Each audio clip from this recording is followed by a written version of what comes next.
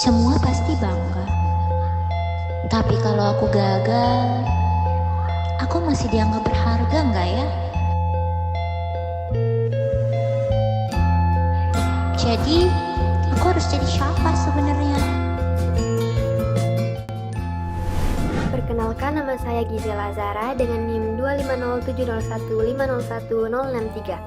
Nah, jadi potongan singkat tadi menggambarkan bagaimana seseorang bisa mempertanyakan nilai dirinya tergantung pada bagaimana ia bisa diterima oleh lingkungannya. Nah, fenomena ini dijelaskan dalam teori humanistik dari Carl Rogers. Baik, di sini saya akan menjelaskan terkait teori humanistik dari Carl Rogers. Yang pertama adalah terkait biografi Carl Rogers. Nah, Carl Rogers lahir pada tanggal 8 Januari 1902 di Illinois, Amerika Serikat, dan beliau wafat pada tanggal 4 Februari 1987. Nah, Carl Rogers dibesarkan pada keluarga yang religius, serta membentuk sikap disiplin dan mandiri. Ia menempuh pendidikan di University of Wisconsin dan kemudian melanjutkan studinya di Columbia University hingga memperoleh gelar doktor. Nah, dalam perjalanannya, Rogers sempat mempelajari terkait teologi, namun kemudian beralih ke psikologi karena ketertarikannya pada pemahaman tentang manusia. Pengalaman klinis yang Rogers miliki mendorongnya untuk mengembangkan pendekatan client-centered therapy. Nah, yaitu pendekatan yang menekankan tentang pentingnya pemahaman, empati, dan juga penerimaan terhadap individu. Dari pengalaman ini, Rogers memandang bahwa manusia itu memiliki potensi untuk berkembang dan juga untuk mengaktualisasikan diri. Nah, yang selanjutnya adalah terkait konsep dasar dari Carl Rogers. Nah, dalam pendekatan humanistik, manusia itu dipandang sebagai individu yang pada dasarnya memiliki potensi untuk berkembang secara optimal. Nah, setiap individu itu memiliki kecenderungan bawaan yang biasa disebut juga dengan actualizing tendency, yaitu dorongan alami untuk menjadi versi terbaik dari dirinya. Nah, Carl Rogers juga menekankan bahwa pengalaman subjektif itu lebih penting dibandingkan realitas objektif. Nah, maksudnya di sini adalah yang mempengaruhi kondisi mental seseorang bukan hanya kejadian itu sendiri, tetapi bagaimana individu tersebut memaknai dan merasakan kejadian tersebut. Jadi, dua orang bisa saja mengalami hal yang sama atau pengalaman yang sama tetapi memberikan makna yang berbeda sehingga menghasilkan respon yang berbeda pula. Selain itu, manusia juga dipandang sebagai makhluk yang bebas dan memiliki kapasitas untuk menentukan arah hidupnya sendiri. Artinya di sini adalah individu itu tidak sepenuhnya dikendalikan oleh lingkungan atau masa lalunya, tetapi ia memiliki pilihan atas menentukan tindakan dan juga arah hidupnya. Namun, perubahan kepribadian tidak terjadi begitu saja, karena perubahan itu dapat terjadi ketika individu berada dalam kondisi psikologis yang mendukung. Nah, seperti adanya penerimaan, empati, dan tidak adanya penilaian negatif dari lingkungan. Nah, dalam kondisi seperti ini, individu akan lebih mudah untuk berkembang dan menjadi dirinya yang lebih baik. Selanjutnya, mengenai perkembangan kepribadian atau self. Nah, menurut Carl Rogers, kepribadian itu berpusat pada konsep self, yaitu persepsi individu terhadap dirinya sendiri, yang terbentuk melalui pengalaman dan juga interaksi dengan lingkungan. Nah, konsep ini kemudian berkembang menjadi self-concept, yaitu gambaran diri yang terorganisasi yang mempengaruhi cara individu berpikir, merasakan, dan berperilaku. Artinya, bagaimana seseorang dalam memandang dirinya itu akan sangat menentukan bagaimana ia berpikir, merasa, dan bertindak dalam kehidupan sehari-hari. Selain itu, terdapat juga ideal self, yaitu gambaran diri yang diharapkan atau diinginkan oleh individu. Dengan kata lain, ini adalah versi diri yang ingin dicapai di masa yang akan datang atau di masa depan. Nah, kesehatan psikologis individu itu dapat dilihat dari kesesuaian antara self dan ideal self. Semakin dekat antara keduanya, maka individu cenderung merasa puas, percaya diri, dan memiliki kondisi psikologis yang sehat. Sebaliknya, jika terdapat jarak yang jauh antara keduanya, maka individu dapat mengalami ketidakpuasan dan ketegangan dalam dirinya. Nah, perkembangan kepribadian juga sangat dipengaruhi oleh pengalaman individu. Jadi, kesesuaian antara pengalaman dengan konsep diri itu akan menghasilkan perkembangan yang sehat. Sedangkan jika terdapat ketidaksesuaian, itu dapat menimbulkan ketegangan psikologis dan menghambat perkembangan dari individu itu. Nah, dengan demikian perkembangan kepribadian itu sangat dipengaruhi oleh bagaimana individu memaknai pengalaman dan juga menyesuaikannya dengan konsep dirinya. Nah, proses ini pada akhirnya mengarah pada self-actualization, yaitu kecenderungan individu untuk berkembang secara optimal dan juga mencapai potensi terbaik dalam dirinya. Namun pertanyaannya, apakah individu bisa membentuk dirinya sendiri sepenuhnya tanpa ada pengaruh dari lingkungan? Jawabannya adalah tidak. Nah, sebelum itu, perkenalkan saya Hanifah Zakia Nabila dengan NIM 25070150059. Nah, terkait pertanyaan tadi, jawabannya adalah tidak. Karena dalam kenyataannya, cara kita memandang diri sendiri itu sangat dipengaruhi oleh bagaimana kita diperlakukan oleh orang lain. Apakah kita diterima atau justru dinilai? Nah, dari sinilah muncul konsep penting dalam teori Carl Rogers, yaitu positive regard, yaitu sikap menerima dan menghargai individu sebagai pribadi yang bernilai.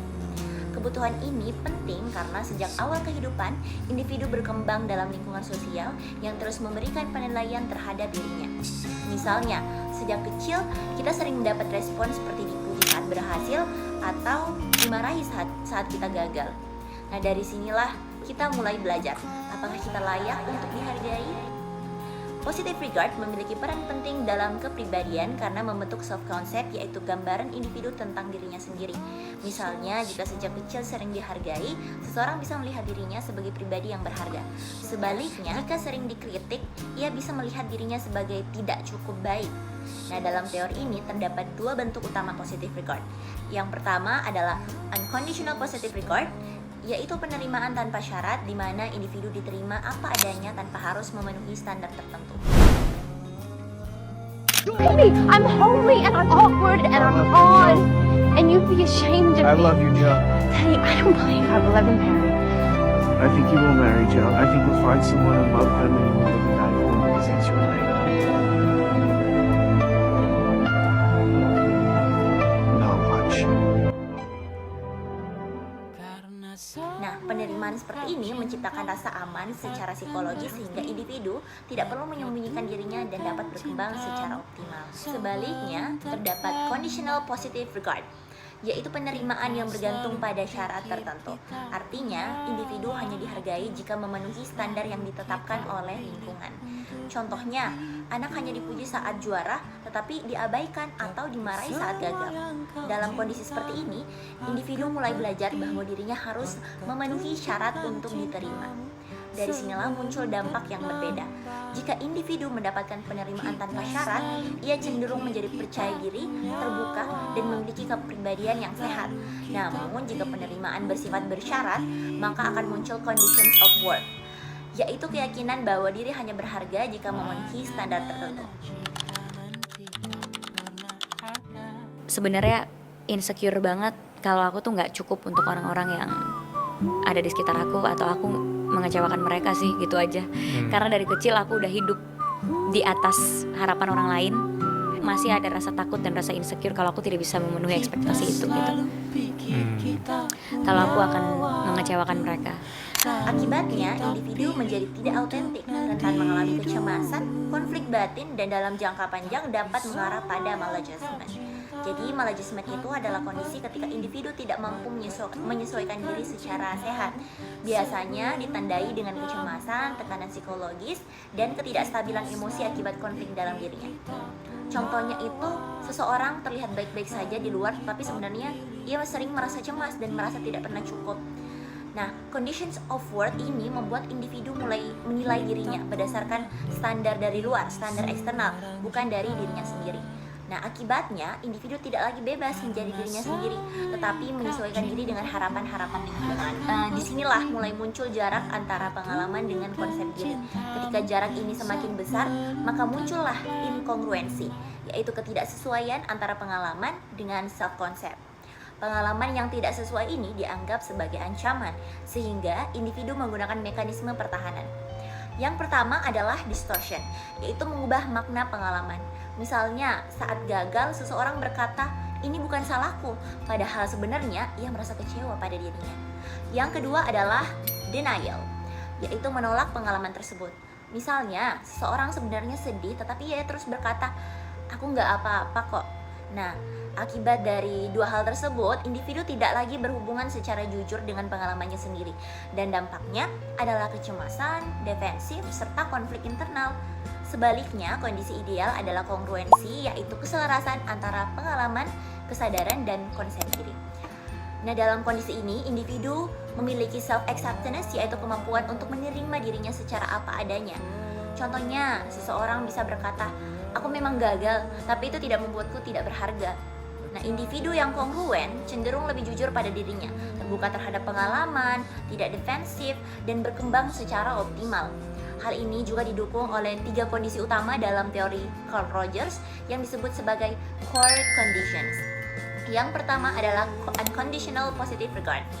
Yang kedua adalah empathic understanding, yaitu kemampuan memahami individu dari sudut pandangnya. Contohnya seperti ketika seseorang tidak langsung menilai tetapi ia mencoba memahami perasaan orang lain. Seperti berkata, saya paham kalau kamu lagi capek dan tertekan. Nah, terus ya kalau yang ketiga, yang terakhir yaitu genuineness, yaitu keaslian dan kejujuran dalam hubungan. Contohnya seseorang tidak berpura-pura baik tetapi jujur dan terbuka dalam berinteraksi. Nah, ketiga kondisi yang telah saya sebutkan tadi itu menciptakan lingkungan yang aman secara psikologis. Kemudian secara keseluruhan teori ini dapat dilihat dalam 2 jalur. Pada jalur negatif, conditional positive regard membantu conditions of work yang memicu inkongruensi dan berujung pada kecemasan serta konflik batin. Sedangkan pada jalur positif, unconditional positive regard menghasilkan self-acceptance yang membentuk kongruensi dan menghasilkan individu yang sehat atau fully functioning person, yaitu individu yang mampu berkembang secara optimal, terbuka terhadap pengalaman dan hidup secara autentik. Nah, dari sini juga terlihat dampaknya terhadap kesehatan mental. Inkongruensi akan menimbulkan distres psikologis seperti kecemasan dan tekanan mental. Sedangkan kongruensi menghasilkan kesejahteraan psikologis. Dan unconditional positive regard berperan sebagai faktor protektif.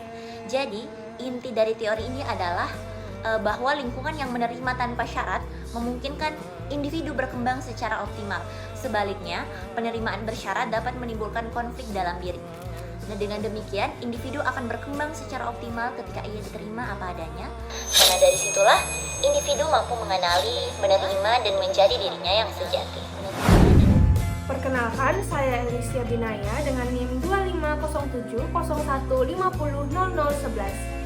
Nah, setelah rekan saya tadi telah menjelaskan terkait konsep dasar dan peranan positive regard, pertanyaan selanjutnya adalah outputnya seperti apa ketika seseorang telah mendapatkan penerimaan tanpa syarat dan hidup di lingkungan yang suportif. Nah, dia akan menjadi pribadi yang seperti apa?